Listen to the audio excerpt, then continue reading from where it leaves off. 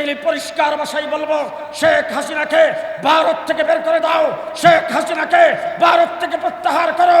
তাকে স্থান দেওয়া যাবে না। যদি তাকে স্থান দিয়ে রাখো, তার দলবল নিয়ে সেখান থেকে যদি বাংলাদেশের বিরুদ্ধে পানি ছাড়তে থাকে, ষড়যন্ত্র করতে থাকে, পরিষ্কার ভাষায় বলতে চাই, প্রয়োজনে বাংলাদেশের দূতাবাস বন্ধ করে দেওয়া হবে, ভারতের দূতাবাস বন্ধ করে দেওয়া হবে। আজকে শেখ হাসিনার ভাগ্নি লন্ডনের এমপি, সেখানে তিনি আশ্রয় চেয়েছেন, লন্ডন থেকে পরিষ্কার তাকে নিষেধ করে দেওয়া হয়েছে। শেখ হাসিনার ছেলের বউ আমেরিকান নাগরিক আশ্রয় চেয়েছেন, সেখান থেকে প্রত্যাখ্যান করেছে। ইউরোপের 23টা রাষ্ট্রে আশ্রয় চেয়েছে, সেখান থেকে প্রত্যাহার করেছেন। চীনে আশ্রয় চেয়েছে, সেখান থেকে প্রত্যাহার করেছে। কানাডায় আশ্রয় চেয়েছে, সেখান থেকে প্রত্যাহার করেছে। অস্ট্রেলিয়া থেকে প্রত্যাহার হয়েছে। পৃথিবীর কোন রাষ্ট্র তাকে জায়গা দেয় নাই। ভারতের মোদি তুমি কিভাবে জায়গা দিলা? ইসলাম বাংলাদেশ রংপুর বিভাগ কর্তৃক আয়োজিত আজকের এই মহাসমুদ্রের সম্মানিত সভাপতি, মঞ্চে উপবিষ্ট হেফাজতে ইসলাম বাংলাদেশের সংগ্রামী মহাসচিব, সংগ্রামী নায়েবে আমির বৃন্দ, সংগ্রামী যুগ্ম মহাসচিব বৃন্দ, কেন্দ্রীয় স্থানীয় নেতৃবৃন্দ, সমবেত সাথী ও বন্ধুগণ, গত 16 বছর বাংলাদেশের এমন কোনো সেক্টর নাই শেখ হাসিনা যেখানে নির্যাতন করে নাই। বাংলাদেশের কোনো মসজিদের ইমামের মেহরাব নিরাপদ ছিল না, কোনো মসজিদের খতিবের মিম্বর নিরাপদ ছিল না, বাংলাদেশের কোনো ওয়াজ মাহফিল ইসলামী সম্মেলনের স্টেজ নিরাপদ ছিল না। বাংলাদেশের প্রত্যেকটা সেক্টরে নির্যাতনের স্টিম রুলার কায়েম করেছিলেন শেখ হাসিনার সরকার। সংগ্রামী সাথী ও বন্ধুগণ, আজকে দেশ স্বাধীন সার্বভৌম বাংলাদেশ, দেশের স্বাধীনতা রক্ষা করতে হলে দেশের প্রতিরক্ষাকে মজবুত করতে হবে। শেখ হাসিনা ভারতের করত রাজ্যে পরিণত করার জন্য, দেশের প্রতিরক্ষাকে ধ্বংস করার জন্য 2009 সালে 57 জন আর্মি অফিসারকে একদিনে হত্যা করেছে। সংগ্রামী সাথী ও বন্ধুগণ, 2013 সালে আল্লামা আহমদ শফীর নেতৃত্বে আমরা শাপলা চত্বরে কেন গিয়েছিলাম? এই দেশের কোন সরকারকে ক্ষমতায় বসাইবার জন্য আমরা যাই নাই, কাউকে ক্ষমতার থেকে নামাইবার জন্য যাই নাই। আমরা শাপলা চত্বরে গিয়েছিলাম আল্লাহর নবীর ইজ্জত রক্ষার জন্য। আবু জাহেল রাসূলকে মাজনুন বলেছেন, চরিত্রহীন বলে নাই। আবু জাহেল রাসূলকে পাগল বলেছেন, কিন্তু মিথ্যুক বলতে পারে নাই। বাংলাদেশের বাংলা ভাষা ব্যবহার করে বাংলাদেশের ব্লগাররা আল্লাহর নবীকে চরিত্রহীন বলেছেন, পাগল বলেছেন, মিথ্যুক বলেছেন। আমরা তার বিচারের দাবিতে শাপলা চত্বরে সেখানে গিয়েছিলাম। শাহবাগে নাস্তিকার মুরতাদরা একত্রিত হয়ে যুদ্ধাপরাধীদের বিচারের দাবিতে রাত্র দিন 24 ঘন্টা সেখানে মাসের পর মাস এমন কোন অনৈতিক কার্যক্রম নাই যেটা তারা করে নাই। সেই জায়গার ভিতরে মাসের পর মাস সেখানে নারী পুরুষ একত্রিত হয়ে রাত্র যাপন করতে পারল। এক রাত্র শাপলা চত্বরে আমরা থাকতে পারলাম না। শেষ রাত্রে তাহাজ্জুদরত, জিকিররত, সেজদারত, মুনাজাতরত আলেম উলামায়ে কেরামকে পাখির মতো নির্বিচারে গুলি করে হত্যা করেছে। সংগ্রামী সাথী ও বন্ধুগণ, 2021 সালে বাংলাদেশের স্বাধীনতার 50 বর্ষপূর্তি পালন হবে। দেশটা শেখ হাসিনার বাবার নয়, দেশ শেখ হাসিনার নয়, দেশ বাংলাদেশের 18 কোটি মানুষ। আপনি দেশের 50 বর্ষপূর্তি পালন করবেন, পৃথিবীর যে কোনো দেশের প্রেসিডেন্টকে আপনি দাওয়াত করেন, আমাদের আপত্তি নাই। কিন্তু গুজরাটের কসাই, যিনি বাবরি মসজিদকে ভেঙ্গে চুরমার করে দিয়েছেন, যিনি কাশ্মীরে মুসলমানদের রক্তে তার হাত ভিজিয়েছেন, সেই মোদিকে আনার প্রতিবাদ আমরা করেছিলাম। পাখির মতো গুলি করে আমাদের 21 জনকে হত্যা করেছেন। হাজার হাজার আলেম ওলামায়ে কেরাম তৌহিদি জনতাকে গ্রেফতার করে বিনা বিচারে কারাগারের নির্মম প্রকোষ্ঠের মধ্যে আটকে রেখেছেন। আমাকে মঞ্জুরুল ইসলাম ফিন্দে সাহেব, মৌলানা মুনির কাসিমি সাহেব, আইজুল হক ইসলামাবাদী সাহেব, মৌলানা বশিরুল্লাহ সাহেব, আমাদেরকে ফাঁসির কাস্টে রাখা হয়েছে, বাইরে যোগাযোগ করতে দেয় না। পরিবারের কারোর সাথে আমাদেরকে যোগাযোগ করতে দেওয়া হয় নাই। আমরা কি দোষ করেছিলাম?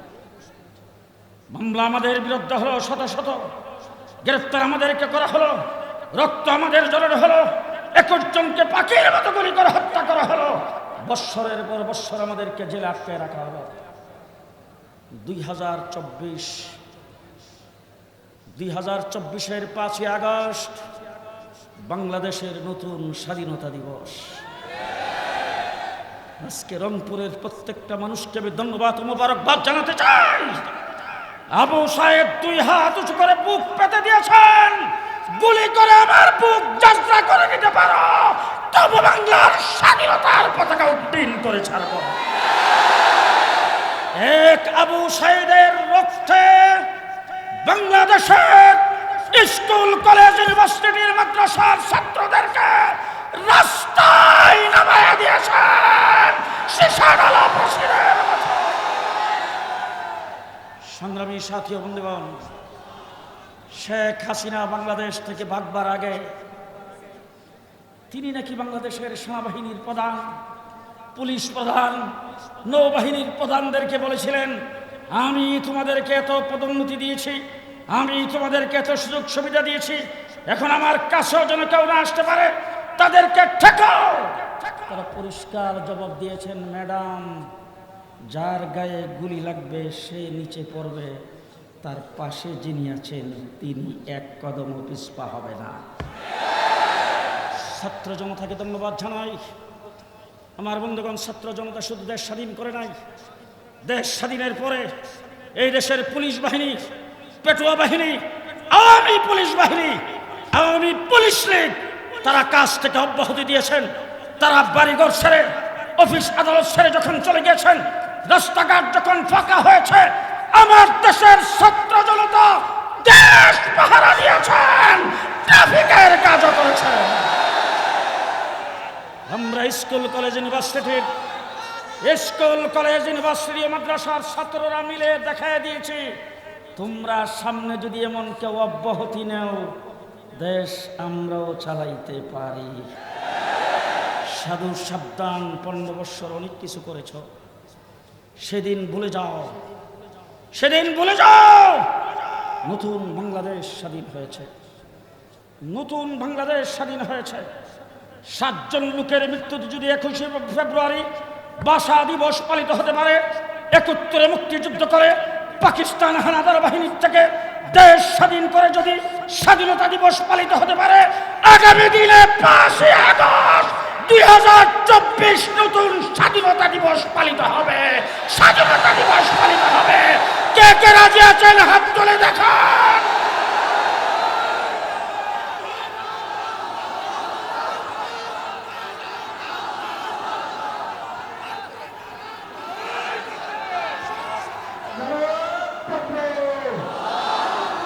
সংগ্রামীর সাথে বন্ধুগণ, সংগ্রামীর সাথে বন্ধুগণ,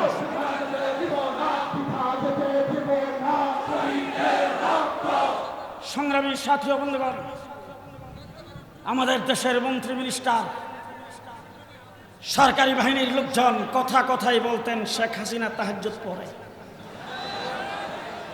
তিনি নাকি সকালবেলা কোরআন শরীফ তেলাওয়াত করে না করে কোনো কাজ করেন না।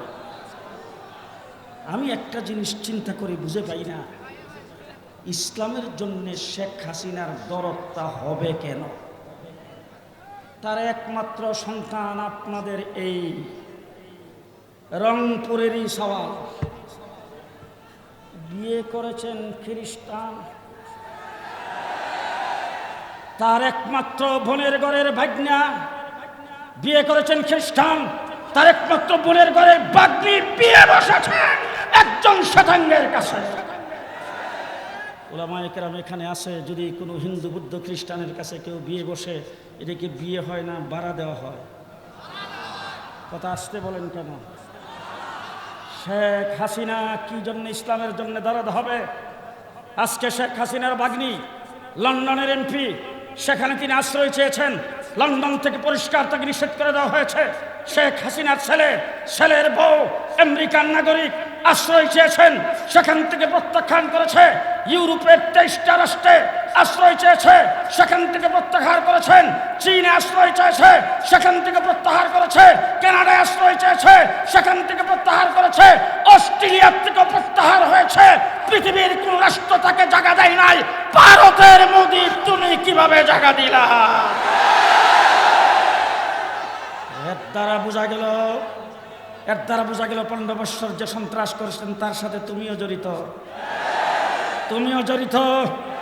যদি তুমি জড়িত না হয়ে থাকো, তুমি যদি বাংলার মানুষের দরদি হয়ে থাকো, এই দেশের বন্ধু রাষ্ট্র হয়ে থাকো, তাইলে পরিষ্কার ভাষায় বলবো, শেখ হাসিনাকে ভারত থেকে বের করে দাও। শেখ হাসিনাকে ভারত থেকে প্রত্যাহার করো। তাকে স্থান দেওয়া যাবে না। যদি তাকে স্থান দিয়ে রাখো, তার দলবল নিয়ে সেখান থেকে যদি বাংলাদেশের বিরুদ্ধে পানি ছাড়তে থাকে, ষড়যন্ত্র করতে থাকে, পরিষ্কার ভাষায় বলতে চাই, প্রয়োজনে বাংলাদেশের দূতাবাস বন্ধ করে দেওয়া হবে, ভারতের দূতাবাস বন্ধ করে দেওয়া হবে।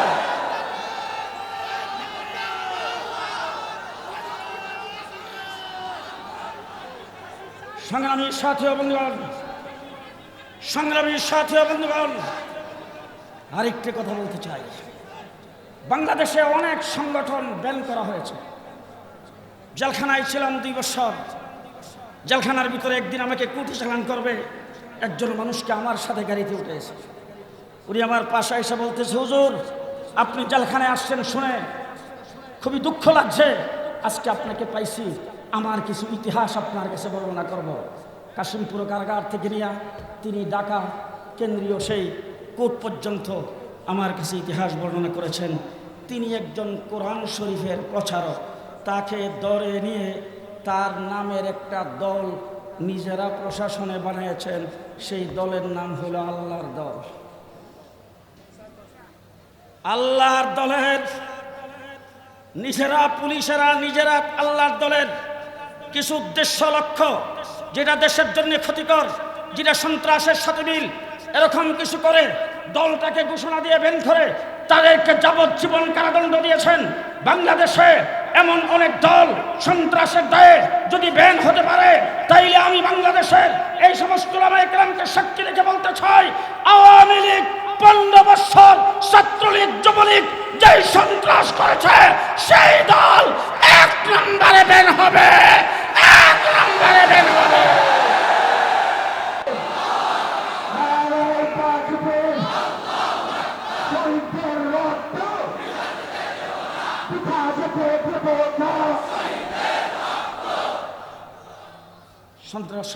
সংগ্রামী সাথী বন্ধুগণ, 2021 সালে গোটা 15 বছর আমরা যখন ফোনে কথা বলতাম, আমাদের ফোনের মধ্যে আড়ি পাতা ছিল। কোথায় কথা বলেছি, কার সঙ্গে কথা বলেছি, সব তাদের কাছে রেকর্ড। সেই শেখ হাসিনা বিদায় হয়েছে, প্রযুক্তি কি বিদায় হয়েছে? প্রযুক্তি বিদায় হয়েছে। তাহলে বর্তমান অন্তর্বর্তীকালীন সরকারকে বলবো, যদি আগের সেই প্রযুক্তি থাকে, সেই প্রযুক্তির মাধ্যমে চিরুনি অপারেশন করে আওয়ামী লীগ যেমন বলেছিল মাটির নিচ থেকে হলেও তাদেরকে ধরতে হবে, আজকে আমিও বলতে চাই আওয়ামী দূষকদেরকে মাটির নিচ থেকে বের করে দিতে হবে। শেষ কথা বলবো, ফাঁসির কাস্টে অনেকে ঝুলে জেলখানার ভিতরে। যেখানে ফাঁসি দেওয়া হয় সে জায়গাটাও দেখে এসেছি। রাতের 12টা 1 মিনিটে সেখানে ফাঁসি দেওয়া হয়। আমি আজকে রংপুরের মাটিতে দাঁড়ায় দাবি করব, অন্তত ফাঁসি দেন, বিচার করেন। কোর্টের মাধ্যমে করেন, জেলখানার ভিতরে দেন, আমাদের কোনো আপত্তি নাই।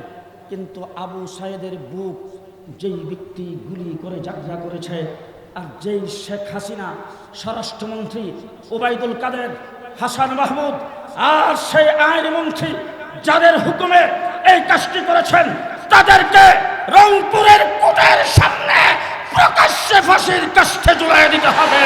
প্রকাশ্যে ফাঁসির কাষ্ঠে ঝুলাই দিতে হবে।